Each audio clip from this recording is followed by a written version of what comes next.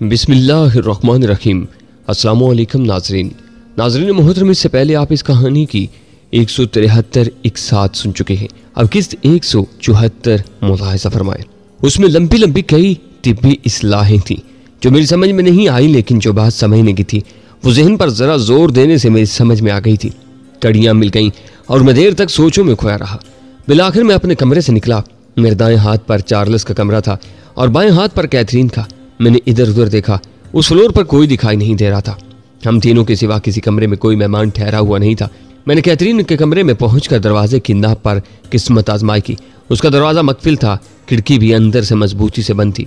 मैं खिड़की को जरा ठोंक बजाकर देख ही रहा था और उसे खोलने की कोई तरकीब सोच रहा था कि मुझे एहसास हुआ कोई अकब से मुझे देख रहा था। मैं तेजी से घूमा। जरा फासले पर सीढ़ियों के करीब बटलर खड़ा अजीब सी नजरों से मेरी तरफ देख रहा था। वो यकीनन सोच रहा था कि मेहमानों के उस मेहमान ने आते ही क्या हरकतें शुरू कर दी थी। वो यकीनन अभी सीढ़ियों से ऊपर आया था, क्योंकि एक लम्हे पहले तक वो वहां मौजूद नहीं था। बटलर तुर्क था, लेकिन अंग्रेजी रवानी से बोलता था। उसे ये भी मालूम हो चुका था कि मैं पाकिस्तानी था। पाकिस्तानियों का इमेज वैसे ही दूसरे मुल्कों में कुछ अच्छा नहीं। बेचारे तुर्क बशिंदे पाकिस्तानियों को बरादर मुल्क के शहरी करार देकर थोड़ी बहुत मोहब्बत का इजहार करते थे। मेरा ख्याल था कि मुझे चोरों जैसी हरकत करते देखकर बटलर के दिल में अगर पाकिस्तानी बरादर के लिए कोई थोड़ी बहुत मोहब्बत मौजूद भी थी तो उसकी बुनियादें खतरनाक हद तक लरस गई होंगी। मैंने पूरी कोशिश की कि मेरे चेहरे से खजालत का इजहार न होने पाए। नहायत मताने से चलता हुआ मैं उस तक पहुंचा। खुशकल्की से मुस्कुराते हुए मैंने सरसरी से लहजे में कहा, मेरी किताब कैथरीन के पास रह गई है। मैं फारिग बैठा बोर हो रहा था, सोचा जरा पढ़ लूं, लेकिन उसका कमरा मकफिल है। तुम्हारे पास उसकी चाबी होगी? मैंने ये जाहिर करने की पूरी कोशिश की थी कि मेरे दिल में चोर नहीं था। उसने नफी में सर हिलाया और बोला, चाबियां दरवाजों ही में लगी रहती हैं, अगर डुप्लीकेट होंगी भी तो उनके बारे में बास को ही कुछ पता होगा। ओह, मैंने कदरे मायूसी से कहा, तो फिर मुझे तुम ही कोई अंग्रेजी अखबार रिसाला वगैरह ला दो, तुर्की तो मुझे पढ़नी नहीं आती। उसने इस बात में सर हिलाया और नीचे चला गया। चलने में बाद वो कई अंग्रेजी रिसाले लिए वापस आ गया। मैंने चेहरे से खुशी का इजहार किया, उसका शुक्रिया अदा किया और अपने कमरे की तरफ वापस चल दिया। वो खनकार का गला साफ करते हुए बोला, सर मैं ये कहने आया था कि अगर आपको किसी चीज़ की ज़रूरत हो तो इंटरकॉम पर कह दीजिएगा। बहुत बेहतर। मैंने एक बार फिर उसका शुक्रिया अदा किया और कमरे में घुसकर दरवाज़ा बंद करके गहरी सांस ली। मैंने रिसालों को एक तरफ फेंका और खिड़की की झुर्री से राहदारी में झांका। बटलर वापस जा चुका था, ताहम मैंने दोबारा बाहर आने में उजलत से काम नहीं लिया। मालूम नहीं मैं बटलर की नज़र में अपनी थोड़ी बहुत इज्जत बहाल कराने में कामयाब हुआ था या नहीं। बहरहाल चंद मिनट बाद मैंने बाथरूम से एक ब्लेड लिया और दोबारा कमरे से निकल आया। उस बार मैंने सीढ़ियों से नीचे दूर तक झांक लिया। सरदस्त किसी की आमद के आसार नजर नहीं आ रहे थे। मैं कैथरीन के कमरे में घुसने के सिलसिले में ताखीर इसलिए नहीं करना चाहता था कि उसकी वापसी के बारे में मुझे कुछ पता नहीं था। ऐन मुमकिन था कि वो जल्द ही वापस आ जाती। उस काम को कल पर डालने की सूरत में यह भी इम्कान था कि वो चीज़ मुझे उसके कमरे में ना मिलती जिसकी मुझे तलाश थी। उसके गायब होने का अंदेशा तो अब भी था, लेकिन मुझे किसी हद तक इत्मीनान इसलिए था कि मैंने कैथरीन को घर से तकरीबन खाली हाथ ही रुखसत होते देखा था। उस वक्त उसके हाथ में पर्स के सिवा कुछ नहीं था। मैंने दरवाजे के ताले पर झुककर ब्लेड को खड़े रुख से ताले की झुर्री में दाखिल किया और उसकी पर्स से ताले के लच को अंदर घुसाने की कोशिश की। पहली कोशिश में तो ब्लेड टूटते टूटते बचा। गनीमत था कि ताला नया नहीं था, काफी घिसा पिटा हुआ था। मेरी दूसरी कोशिश कामयाब होगी। जल्दी से अंदर दाखिल होकर मैं नहायत आहिस्तगी से दरवाजा अपने अक्कम में बंद किया और अंधेरे में गहरी सांस ली। चलने में बाद मेरी आंखें अंधेरे से मायूस हो गईं। वैसे भी राहदारी में रोशनी होने की वजह से कमरे में अंधेरा गहरा नहीं था। मैं बत्तियां रोशन करना नहीं चाहता था। कोई बाई नहीं था कि बटलर एक बार फिर ऊपर आ जाता और कैथरीन के कमरे में रोशनी देखकर परेशान हो जाता कि आखिर मैं किस चक्कर में था। कैथरीन का सामान अब वार्डरूम में मुंतकिल हो चुका था। मैंने तेजी से उसके सामान की तलाशी ली, ड्रेसिंग टेबल को खंगाला, लेकिन वो चीज़ वहाँ नहीं थी जिसकी मुझे तलाश थी। चमड़े का वो थैला जिसमें मैंने जहाज के सफर के दौरान विटामिन की गोलियों की शीशियां देखी थी, खाली पड़ा था।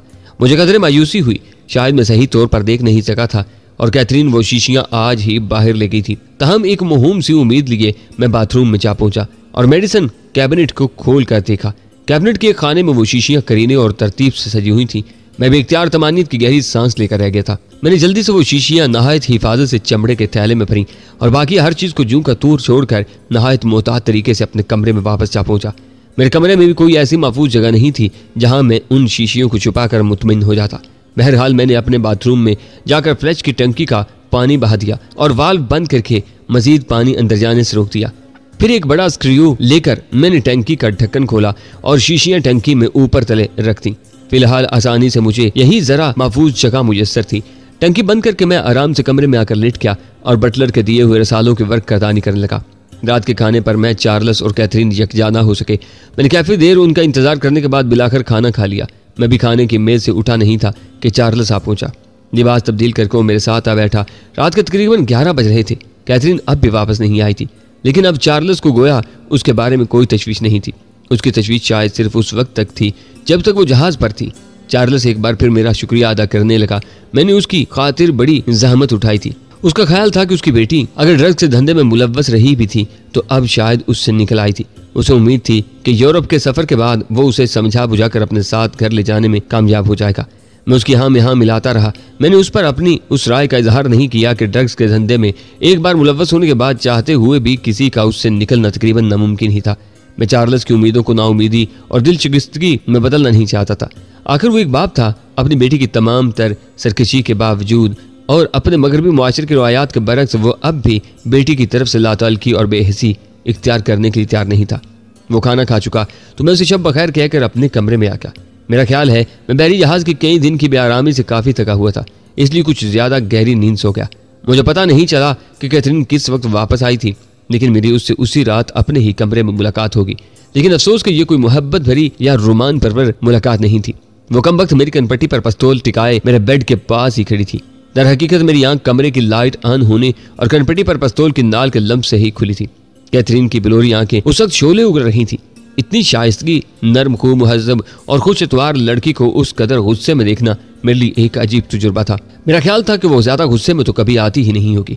वो एक नहायत खूबसूरत नाइटी में मौजूद थी और उसके वजूद से मैसूर कुन खुशबू फूट रही थी। लेकिन अफसोस कि उस वक्त उसे नाइटी में देखकर भी लुत्फ अंदोज नहीं हुआ जा सकता था और उसके वजूद से फूटती हुई खुशबू को अपने हर मसामे जा में उतारने की कोशिश भी नहीं की जा सकती थी।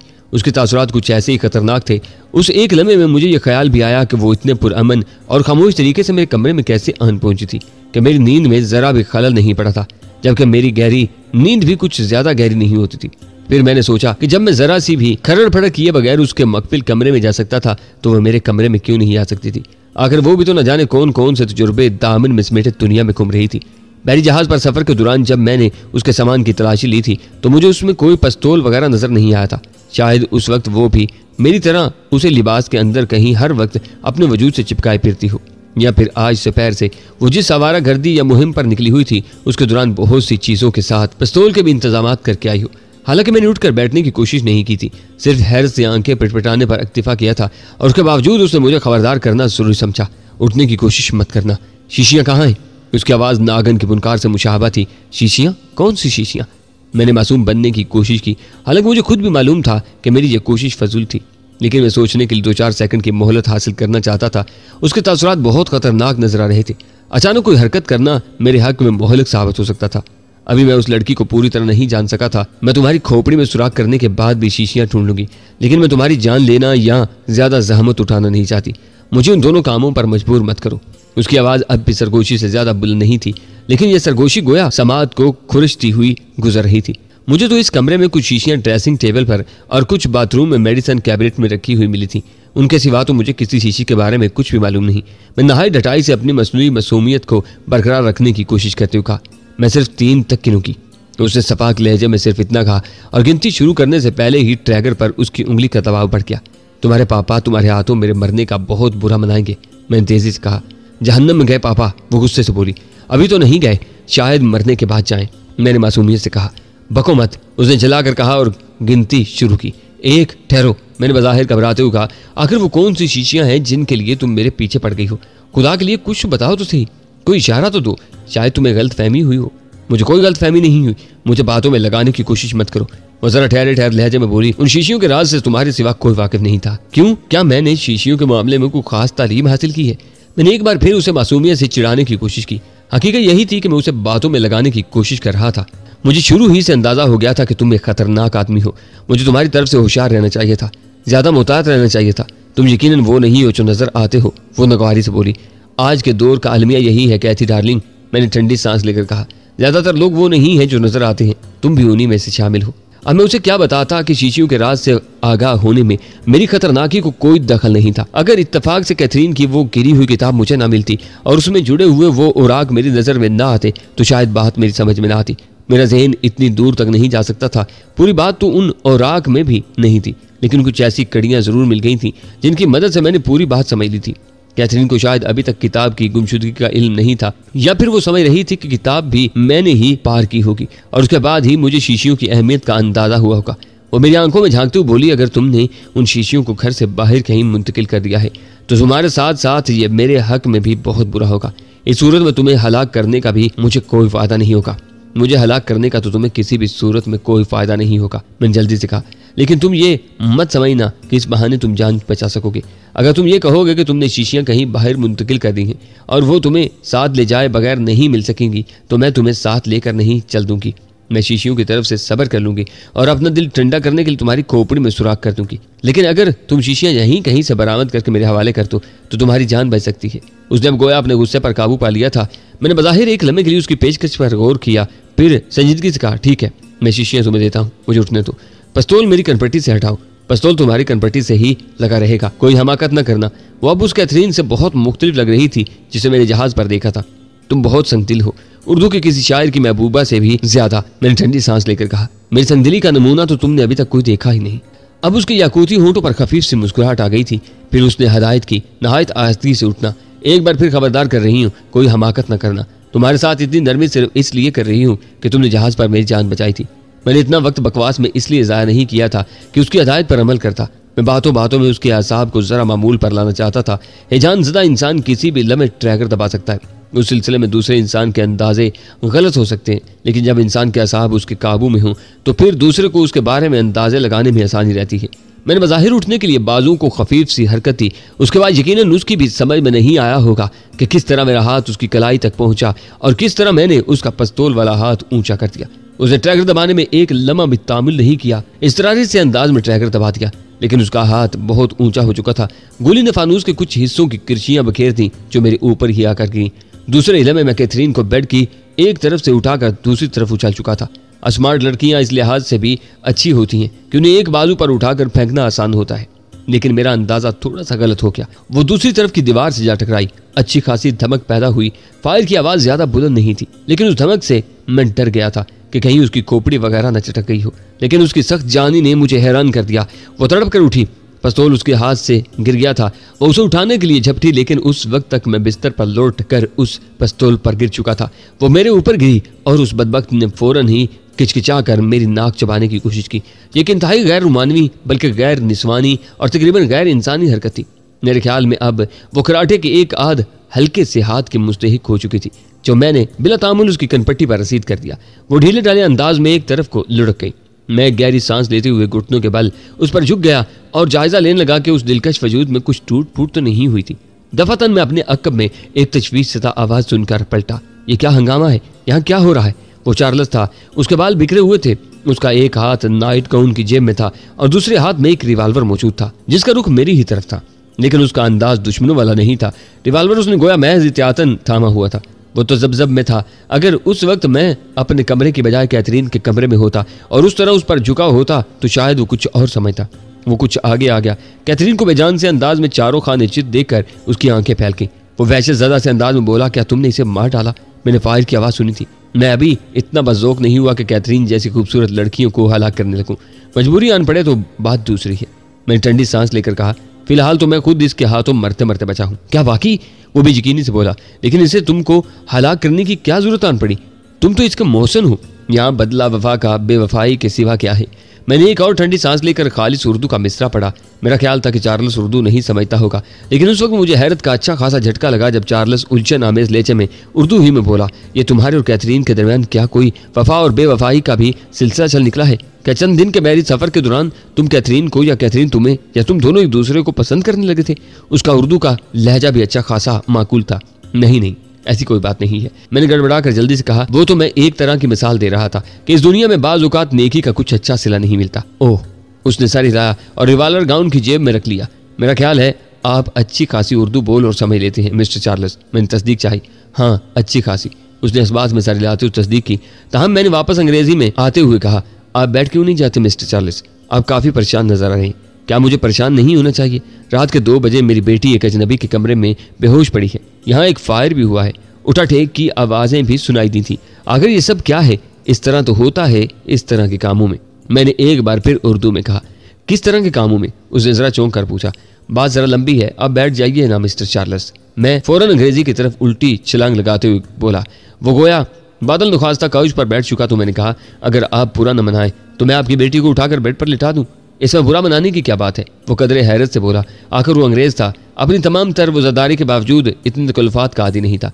मैंने कैथरीन को गोद में उठाकर बेड पर लिटाया और उसका सर उस तरह तकिए पर टिका दिया कि वो नीम तराज सी हालत में आ गई। मैंने पलटते हुए कहा, मिस्टर चार्ल्स, अगर आप बुरा ना माने तो मैं आपकी बेटी के हाथ बांध दूं। आखिर तुम कर क्या रहे हो? वो एकदम झंझला उठा। मेरा बुरा मनाने को जहन्नम में डालो, तुम्हें जो कुछ करना है करो, लेकिन खुदा के लिए मुझे जल्दी बताओ ये क्या किस्सा है। मैं सिर्फ इसलिए इसके हाथ बांधने की इजाजत तलब कर रहा हूँ कि आप तो टार्जन नहीं है, लेकिन आपकी बेटी टार्जन की बेटी मालूम होती है। मुझे अंदेशा है कि होश में आते ही ये फिर हंगामा करना शुरू कर देगी। पुरसकून माहौल में बातचीत करने के लिए जरूरी है कि जब ये होश में आए तो इसके हाथ बंधे हुए हों। ठीक है, बांध दो। चार्ल्स ने हाथ हिलाया। मैंने वार्ड रूम में से एक टाई निकाली जो न जाने किसकी थी। मैंने कैथरीन के हाथ ज्यादा सख्ती से तो नहीं, लेकिन उस तरह बांध दिए कि वो खुद किसी तरह भी न खोल सके। फिर मैं बाथरूम में जाकर विटामिन की वो तमाम शीशियां निकाल लाया जो मैंने फ्लश की टंकी में छुपा रखी थी। मैंने उन्हें बेड की साइड टेबल पर सजा दिया। फिर मैंने बेडरूम फ्रिज से ठंडे पानी की बोतल निकाली और चींटों से कैथरीन का चेहरा पको डाला। ये क्या तमाशा है? ये तुम इतनी बहुत सी विटामिन की शीशियां क्यों निकाल लाए हो? ये किसकी हैं? चार्ल्स इस दौरान पूछ रहा था। ये आपकी बेटी की है। इन्हीं के लिए तो सारा हंगामा हो रहा था। इन्हीं के लिए मुझे मारने पर तुल गई थी। मैंने जवाब दिया, क्यों? क्या दुनिया विटामिन के बहरान से दो चार होने वाली थी? जो कैथरीन ने इतनी ज्यादा शीशियां जमा कर रखी थी। जहां तक मुझे याद पड़ता है ये विटामिन की कुछ इतनी ज्यादा शौकीन नहीं थी। चार्ल्स बोला। इस दौरान कैथरीन कसमसाने लगी थी। मैंने उसके चेहरे पर कुछ और छींटे मारे तो उसने आंखें खोलती। मेरी तवक्को के ऐन मुताबिक उसने सबसे पहले अपने हाथों को हरकत देने की कोशिश की, लेकिन वो बंधे हुए थे। वो बल खा कर रह गई। शायद वो मुझे लात ही रसीद कर देती, लेकिन मैं दूर हट चुका था। बेशक वो एक हसीन लात थी, लेकिन उस वक्त मैं हसीन लात भी खाने के मूड में नहीं था। दफातन उसकी नजर अपने बाप पर पड़ी और उसने एक लत्ती या दो लत्ती चलाने का इरादा मुलतवी कर दिया और थके थके अंदाज में तकियों से टेक लगा ली। मैंने सारी टेबल पर रखी शीशियों की तरफ इशारा करते हुए कहा, तुम्हें इन्हीं की तलाश थी ना? उसने उधर देखा। उसकी आंखों में सिर्फ एक लम्हे के लिए हल्की सी चमक नमूदार हुई और मादूम होगी। मैंने चार्ल्स को मुखातिब किया, आपकी तलाक के लिए अर्ज है कि ये विटामिन की गोलियां नहीं है। तो फिर क्या ये गोलियों की शक्ल में हेरोइन या कोकीन है? चार्ल्स के चेहरे पर फैली हुई फिक्रमंदी बढ़ गई। उसकी रंगत में जर्दी झलक रही थी। नहीं, यह हेरोइन या कोकीन भी नहीं है, मैंने जवाब दिया। इस हुजम में ये इनसे भी ज्यादा मुनाफा बख्श चीज है और इस पर वो कवानीन भी लागू नहीं होते। पहलियां मत बुझाओ, सीधी तरह बताओ ये क्या चक्कर है? चार्ल्स उलझन ज़दा लहजे में बोला। मैंने कैथरीन की तरफ देखा। वो कहर आलूद नजरों से मेरी तरफ देख रही थी। मैंने दोबारा चार्ल्स की तरफ मुतवज्जा होते हुए कहा, मैं यकीनी तौर पर नहीं कह सकता, लेकिन मुझे शुबा है कि आपकी बेटी ड्रग्स के धंधे में मुलव्वस रही है और शायद अब भी हो, क्योंकि इसके अंदाजो एतबार में एक ड्रग कैरियर की तमाम खुसूसियात नजर आती हैं। ज्यादा बकवास मत करो खबीस मरदूद। कैथरीन मेरी बात काटते हुए गुर्राई, तुम समझ रहे हो इस तरह की बातें करके तुम मेरे बाप की नजर में हीरो बन जाओगे या वो तुम्हें किसी जासूस की औलाद समझ लगेंगे। मैंने उसकी तरफ नहीं देखा और चार्ल्स ही को मुखातब किया, मैं खूबसूरत खवातीन पर ज्यादा सख्ती का कायल नहीं हूँ, लेकिन अगर आप बुरा ना मनाएं तो इस अंदाजे गुफ्तगू पर आपकी बेटी को एक आध हाथ और रसीद कर दूं। नहीं, चार्ल्स बुखलाकर जल्दी से बोला, मेरा ख्याल है पहले भी तुमने इसे कोई हाथ ही रसीद किया था जिसकी वजह से ये बेहोश थी। मैं नहीं चाहता कि ये दोबारा बेहोश हो जाए। तुम इसे होश ही में रहने दो और बात जारी रखो। जो बकवास ये करती है इसे करने दो। अच्छा, आप कहते हैं तो मैं सब्र कर लेता हूँ, वरना मेरे हाथ में खासी खुजली हो रही है। मैंने अपने हाथ का जायजा लेते हुए ठंडी सांस लेकर कहा, मैं ये कहने लगा था कि आपकी बेटी ने अपने लिए एक नया साइड बिजनेस भी तलाश कर लिया है।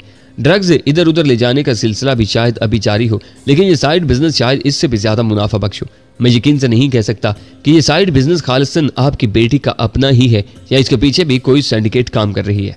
असल में इस किस्म के धंधों की जड़ें किसी न किसी अंदाज में एक दूसरे से जुड़ी होती हैं। मैंने मुआज़र खाना अंदाज में कहा, बहरहाल मैं आपकी बेटी के साइड बिजनेस की बात कर रहा था। ज्यादा इम्कान यही है कि फिलहाल इसके पीछे कोई सिंडिकेट या माफिया काम नहीं कर रही है, क्योंकि मेरा अंदाजा है अभी ये बड़े पैमाने पर नहीं फैला। अभी इसका मुनाफा आपकी होनहार, लायक और बासलाहियत बेटी की जेब में ही बचा रहा होगा।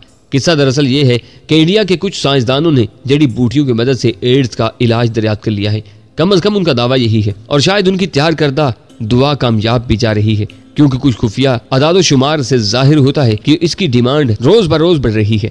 चार्ल्स एक टुक मेरी तरफ देख रहा था। उसकी आंखों में बेयकीनी थी। मैंने एक नजर कैथरीन की तरफ देखा। अब उसकी तेजी, तुंदी और सरकशी दम तोड़ती दिखाई दे रही थी। उसके चेहरे पर मुर्दनी छाने लगी थी। गालिबन अब जाकर उसे यकीन हुआ था कि उसका राज नहीं रहा था। मैंने एक लम्हे की खामोशी के बाद सिलसिला कलाम जोड़ा। मसला ये है, इस सिलसिले में इंडिया के जिन साइंसदानों ने तहकीक की है उनकी नीयत खराब हो गई है। एशियाई ममालिक में अक्सर मामलात में नीयतें खराब होने का रुझान वैसे भी कुछ ज्यादा ही तेजी से बढ़ता जा रहा है। ये भी मुमकिन है कि इंडियन साइंसदानों ने इस रिसर्च के सिलसिले में लेबॉरेटरीज और वसाइल तो सरकारी इस्तेमाल किए हो, लेकिन रिसर्च उन्होंने अपना जाती काम समझ कर की हो और अब वो अपनी उस दरियाफ्त से खूब दौलत कमाना चाहते हैं। उन्होंने सोचा हो कि इस फार्मूले के आम होने से पहले वो जितना कुछ समेट सकते हो समेट लें। यह भी मुमकिन है कि वो फार्मूला कभी आम न होने पाए, क्योंकि खुफिया रिपोर्ट से कुछ ये अंदाजा होता है कि वो जड़ी बूटियां सिर्फ इंडिया में पाई जाती हैं और शायद सिर्फ उन्हीं साइंसदानों की उन तक रसाई है जिन्होंने वो दुआ तैयार की है। बहरहाल किस्सा मुख्तसर ये है कि उन साइंसदानों ने अपनी उस दरियाफ्त को कतई खुफिया रखा है। वो इस दरियाफ्त को दुनिया के सामने रखकर और उसे आम करके इंसानियत की खिदमत करने या साइंस की दुनिया में अपना नाम अमर करने के चक्कर में नहीं पड़े। उन्होंने कुछ राब्ते तलाश किए जिनके जरिए उनकी तैयार करदा दवा को खुफिया तौर पर फरोख्त किया जा सके। इसके लिए एक नहायत महदूद सी ब्लैक मार्केट तैयार की जा सके। मेरा ख्याल है उन्होंने ऐसे लोगों को अपने काम के लिए मौजूद समझा होगा जो किसी न किसी अंदाज में जरा ऊंचे पैमाने पर मंशियात के धंधे में मुलव्वस रहे हैं। उन्होंने दो चार ही ऐसे लोग तलाश किए होंगे। आपकी हुनार बेटी उनमें से एक है। चार्ल्स के चेहरे पर जरा तकलीफ के आसार उभरे। शायद मेरा तंज़किया लहजा उसे नश्तर की तरह चुभ रहा था। मैं एक लम्हे के लिए खामोश हो गया। फिर मैंने जरा मुलायमत से कहा, मैं ये बात महज तंजन नहीं कह रहा हूँ। इसमें कोई शक नहीं कि कैथरीन एक नहायत बासलाहियत लड़की है, लेकिन ये उन्हीं बदकिस्मत इंसानों में से है जिनकी सलाहियतें मनफी कामों में इस्तेमाल होने लगती हैं, जो जिंदगी के किसी मोड़ पर भटक कर ऐसे रास्तों की तरफ चल निकलते हैं जो इन्हें बहुत रोशन, बहुत फायदेमंद नजर आते हैं, लेकिन उन पर चल कर ये किसी मंजिल पर पहुंचने के बजाय अंधेरों में खो जाते हैं और जिंदगी के सफर में आखिरकार बिल्कुल तहित धस्त रह जाते हैं। कैथरीन ने बेजारी से मेरी तरफ देखा और थके थके अंदाज में तकिए से टेक लगा ली। फिर वो बुड़बुड़ाने के से अंदाज में बोली, तुमने ठीक कहा था। जिंदगी के किसी मोड़ पर तुम्हारे वजूद में कोई बूढ़ी रूह हलोल कर गई थी। हाँ, लेकिन उस बूढ़ी रूह ने मुझे बहुत फायदा पहुंचा है। मुझे मालूम हो गया है कि गलत क्या है और सही क्या। मैं अपनी जिंदगी को झूठी मुसरतों, झूठी कामयाबियों और झूठी तस्कीन के पीछे भागने में ज़ाया नहीं कर रहा। तुम जैसे लोगों को एक न एक दिन जरूर एहसास होता है कि जिंदगी वो नहीं थी जो तुम लोगों ने गुजारी थी। चार्ल्स ने तूफीमी अंदाज में सारी लहाते हुए दीवार से टेक लगा ली। एक लम्हे के तवक्कुफ से मैंने कहा, कैथरीन इसलिए बैरी जहाज से सफर कर रही थी कि एयरपोर्ट पर कस्टम वाले ज्यादा बारीक बीन होते हैं, ताहम इसमें भी ज्यादा खतरा नहीं था। अगर कैथरीन की ये छोटी सी खेप मशकूक भी करार पाती तब भी ज्यादा से ज्यादा यही होता कि ये गोलियां विटामिन की साबत न होती, किसी नामालूम दवा की साबत होती जिसके लिए कैथरीन पर कोई जिम्मेदारी आयद न होती। शीशियों पर इंडिया की किसी फार्मेसी का लेबल है, शायद उसका कहीं वजूद न हो। इन मुल्कों में जालसाजी आम है। कैथरीन आराम से कह सकती थी कि उसे किसी ने विटामिन की जाली गोलियां दे दी थी। कम अज कम इस पर हेरोइन या कोकीन की स्मगलिंग का इल्जाम तो नहीं आ सकता था, लेकिन एक कीमती खेप हाथ से जाने का खतरा बहरहाल मौजूद था। फिर मुझे कुछ याद आया और मैंने मजीद कहा, जहाज पर जंतर नामी जो फर्स्ट मेट मौजूद था उसे भी इन गोलियों की भनक पड़ चुकी थी। दर हकीकत वो इनके चक्कर में इंडिया के मुतलका लेबॉरेटरी तक भी जा पहुंचा था, क्योंकि वो भी एड्स का मरीज था और इब्तदाई स्टेज पर था। नहायत दिल बर्दाश्तगी के आलम में वो उसका इलाज तलाश करता फिर रहा था और इस दुआ की महज उड़ती उड़ती सी खबर सुनकर उसने बड़ी उम्मीदें बांध दी थी। लेकिन लेबॉरेटरी में बैठे हुए गुर्गे हर ऐरे गहरे को दुआ देने के लिए तैयार नहीं थे। उसके अलावा अपने खास आदमियों के गो के वो गोलियां सस्ते दामों दे रहे थे, लेकिन जंतर वो कम कीमत भी अफोर्ड नहीं कर सकता था। अपनी बदादात की बिना पर वो एक कलाश आदमी था। उसमें मुजरमाना रुझानात भी मौजूद थे। उसे ये जरूर अंदाजा हो गया था कि कैथरीन इस दुआ की खेप ले जाकर रवाना हो रही थी। वो उसके पीछे लग गया। सफर के दौरान वो यकीनन कैथरीन के केबिन की तलाशी ले रहा था और शायद उसने गोलियां तलाश करके अभी अंदाजा नहीं लगाया था कि यही उसकी मतलूबा दवा थी। इस दौरान अमले का एक बंगाली आदमी अब्दुल उसके सर पर जा पहुंचा। उसने शायद जंतर को रंगे हाथों पकड़ लिया था। जहाज के एक अफीसर के लिए ये बड़ी मायूब सूरत हाल थी। जंतर ने घबराहट में उसे कत्ल कर दिया। बाद में लाश खाली कैबिन में रखती। उसका इरादा यही था कि मौका मिलते ही लाश समंदर में फेंक दी जाए, लेकिन मेरी वजह से लाश दरियाफ्त हुई। फिर जब छापे के वक्त उसने देखा कि कैथरीन तो उसके अंदाजे से पहले ही रुखसत हो रही है और दवा गोया उसके हाथ से जा रही है, तो उसे जान पर खेल कर इसे यरगमाल बनाने की कोशिश की। उसने शायद सोच लिया था कि उसे मरना तो वैसे भी है, लिहाजा दर्दनाक मौत मरने के बजाय एक आखिरी कोशिश क्यों न करके देख ली जाए। उस कोशिश में वो मेरे हाथों मारा गया। अगर वो अब्दुल का कातिल ना होता तो शायद मुझे उसके मरने का अफसोस होता। अगर मैं फौरी कदम ना उठाता तो वो कुछ भी कर गुजरता। चार्ल्स झुरझुरी से लेकर सीधा होते हुए बोला, मैं तुम्हारा एहसान कभी नहीं भूलूंगा। हम तुम्हारे लिए अजनबी थे, लेकिन तुमने हमारे लिए अपनी जान खतरे में डाली। बात दरअसल ये थी कि जिसने आप लोगों की सिफारिश की थी वो मेरे लिए अजनबी नहीं था। मैंने ड्रेसिंग टेबल के स्टूल पर बैठते हुए कहा, तुम्हारा मतलब है सेठ रमजान। चार्ल्स बोला, हाँ। मैंने इस बात में सर हिलाया। वो खासा बुज़दिल और नीम मज़ाहिया सा शख्स है। लेकिन मेरी खातिर वो भी अपनी जान खतरे में डाल सकता है, बल्कि कोई बात नहीं, ज्यादा ही संगीन सूरत हाल में वो मेरे लिए जान कुर्बान भी कर दे। मशरिक में बड़े अजीब अजीब किरदार पाए जाते हैं, चार्ल्स बोला। हर जगह बड़े अजीब अजीब किरदार पाए जाते हैं और बड़े बड़े बद किरदार भी। मैंने ठंडी सांस लेकर कहा, क्या मैं तमाम रात यूं ही बंधे हाथों के साथ बैठी रहूंगी? कैथरीन मनमनाई। ये कम अज कम हथकड़ी पहनकर किसी पुलिस स्टेशन के तफ्तीशी कमरे में बैठने से तो बेहतर है। मैंने कहा, मैंने क्या किया है जो पुलिस मुझे पकड़ने की जुर्रात करती? वो खूनखार बिल्ली की तरह घुराई, यकदम ही उसका लहजा बदल गया था। मेरा दिल कहता है कि अगर तुम किसी चक्कर में पुलिस के हत्थे चढ़ गई तो तुम्हारा माजी तुम्हारे लिए मुसीबत बन जाएगा। मैंने गहरी संजीदगी से कहा, मेरा ख्याल है तुम्हारी शोहरत अब इस मकाम पर आ रही है कि जिस जहाज पर तुम सफर करोगी उस पर छापे पड़ने लगेंगे और जल्द ही शायद वो मकाम भी आ जाए कि तुम्हारे बाप का बैनुल अक़वामी असर और सूख भी तुम्हारे किसी काम ना आ सके, क्योंकि तमाम तरक्की याफ्ता ममालिक में मंशियात के सिलसिले में पॉलिसियां रोज बरोज सख्त होती जा रही हैं। खसूसन अमेरिका का हाल तो तुम्हें मालूम ही होगा कि किस किस तरह वो दूसरे मुल्कों में जा जाकर मंशियात के खिलाफ लड़ रहा है। उसकी वजह यह नहीं है कि उसके दिल में उन मुल्कों की मोहब्बत जोश पारने लगी है, बल्कि जाहिर वजह सिर्फ यही है कि उस सैलाब ने उसका अपना बुरा हाल कर दिया है। यानी तुम पुलिस को मेरे बारे में मुतल्ला नहीं करोगे? कैथरीन ने गोया यकदम खुश होते हुए पूछा। तुम्हारे बारे में क्या किया जाए ये फैसला करना तुम्हारे बाप का काम है। मैं एक अजनबी मुल्क में हूँ, मैं पराए फड्डों में टांग अड़ाना नहीं चाहता। सच्ची बात तो ये है कि मैं खुद इस वक्त तुम्हारे बाप की वजह से पुलिस और इमिग्रेशन वालों के हत्थे चढ़ने से बचा हुआ हूँ। ज्यादा खुदाई फौजदार बनना मैं अफोर्ड नहीं कर सकता। मैंने साफ गोई और दयानतदारी से जवाब दिया। तुम मेरी इस खेप पर भी कब्जा करने की कोशिश नहीं करोगे? कैथरीन ने गर्दन घुमाकर आंखों से शीशियों की तरफ इशारा किया। मुझे क्या बड़ी है इन पर कब्जा करने की? मैंने कदरे हैरत से कहा, मुझे इनसे कोई दिलचस्पी नहीं। कैथरीन ने गहरी सांस ली, उसके चेहरे पर तमानियत फैल गई। अब मुझे अंदाजा हुआ कि मेरे बारे में इतनी बिफरी हुई क्यों थी। वो मेरी तरफ से न जाने कैसे कैसे बेबुनियाद अंदेशों में उलझी हुई थी। कसूर उसका भी नहीं था, उसने ऐसी सोसाइटी में परवरिश पाई थी जहां मादी फायदे ही सब कुछ थे। अगर तुम मेरे बारे में पुलिस को मुतल्ला नहीं करना चाहते और इन शीशों पर कब्जा भी नहीं करना चाहते तो तुमने मुझे बांध कर क्यों बिठाया हुआ है? कैथरीन ने कदरे हैरत से पूछा। धींगा मुश्ती से बचने के लिए, मैंने सादगी से जवाब दिया। मैं तुम्हारे वजूद में टूट फूट देखना नहीं चाहता था। मैंने तो जहाज पर तुम्हें टूट फूट से बचाया था। अगर मुझे पता होता कि तुमने सिर्फ पापा के सामने शर्लाक होम्स बनने और ड्रामा नसीहत से भरपूर तकरीर करने के लिए शीशियां गायब की हैं तो मैं मार धाड़ की कोशिश न करती और सादतमंदी से आकर बैठ जाती, बल्कि पापा को भी पहले ही बुला लाती और दस्तबस्ता तुमसे दरख्वास्त करती कि शीशियां वापस दे दो। अब उसके चेहरे पर धीरे धीरे वही मुस्कुराहट वापस आ रही थी जो उसे बहुत दिलकश बना देती थी। मैंने चार्ल्स की तरफ मुतवज्जा होते हुए कहा, माजरत के साथ कहूंगा कि आपकी बेटी सुधरने वाली चीज नहीं है। आप इसे मजीद समझाने की कोशिश में वक्त जाया मत कीजिए। अब आप दोनों आराम से जाकर सोचें। मैं भी चंद घंटे इस आरामदेह बिस्तर पर नींद के मजे लेना चाहता हूँ, बाकी बातें कल होगी। चार्ल्स एक ठंडी सांस लेकर उठ खड़ा हुआ। मैंने कैथरीन के हाथ खोल दिए। वो कलाइयां सहलाते हुए मेरी तरफ देखकर भरपूर अंदाज में मुस्कुराई और बाप की मौजूदगी की परवाह किए बगैर मेरा रुखसार छूते मखमूर से लहजे में बोली, यू आर सो क्यूट। फिर जैसे उसे कुछ याद आ गया, कनपटी सहलाते हुए बोली, लेकिन तुमने हाथ बहुत सख्त मारा था, मैं तुम्हें माफ नहीं करूंगी। सख्त मारा होता तो तुम्हारी खोपड़ी चटक गई होती और इस वक्त तुम यूं ना चहक रही होती। मैंने संजीदगी से जवाब दिया। उसने अपनी शीशियां प्यार भरे अंदाज में एक एक करके नहायत एहतियात से उठाई और एक तकिए का गिलाफ उतार कर धीरे धीरे उसमें डालते हुए चार्ल्स के उदास चेहरे की तरफ देखकर बोली, पापा आपने कभी अपनी बेटी की सलाहियतों की कदर नहीं की, कभी मेरी कारकर्दगी पर खुश नहीं हुए। आपको कम अज कम ये सुनकर तो खुश होना चाहिए कि इस वक्त स्विट्जरलैंड में एक खुफिया अकाउंट में मेरे $9 मिलियन जमा है। स्पेन के शहर में मेरी जाती विला है, पेरिस में जाती अपार्टमेंट है और मैं कुछ भी नहीं करती, बस दुनिया भर में घूमती फिरती हूँ। आप बड़े ही नशुक्रे हैं पापा। आपको खुश होना चाहिए कि आपकी बेटी ने इस नौजवानी में इतनी दौलत कमाई है जो आप इतने बड़े डिप्लोमेट होते हुए पूरी जिंदगी भी नहीं कमा सके। और अभी तो मेरे सामने न जाने कितनी उम्र पड़ी है। $9 मिलियन, स्पेन में विला और पेरिस में अपार्टमेंट का सुनकर यकीनन चार्ल्स को झटका लगा था, लेकिन उसके चेहरे पर नागवारी बरकरार रही। कैथरीन बात जारी रखते हुए बोली, अगर आप मुझसे नफरत करना, मुझे हर वक्त नसीहतें करना छोड़ दें तो आप भी इस दौलत से लुत्फ अंदोज हो सकते हैं। मैं लानत भेजता हूँ ऐसी गंदी दौलत पर, ड्रग मनी पर। चार्ल्स तेजी से बोला, और जहां तक लुत्फ अंदोज होने का सवाल है तो तुम इस दौलत से कितना लुत्फ अंदोज हो रही हो? दौलत तो बैंकों में पड़ी है ना, तुम तो महज चंद कपड़े उठाए इधर से उधर खाना बदोशों की तरह फिर रही हो। ये काम तो तुम मेरे वसाइल से भी कर सकती थी। रहने के लिए भी हमारे पास लंदन में तवीलो आरीज हवेली नुमा आबाई मकान मौजूद है।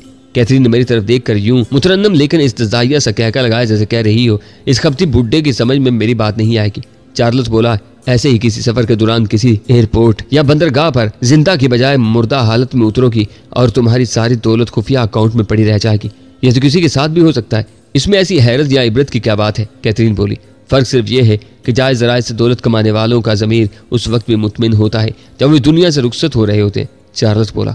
जायज़ ज़राए ज़मीर। कैथरीन इस्तिज़ाइया अंदाज में हंसी। पापा मैं आपको कैसे समझाऊं कि आज के दौर में ये सब बातें बेमानी हो चुकी हैं।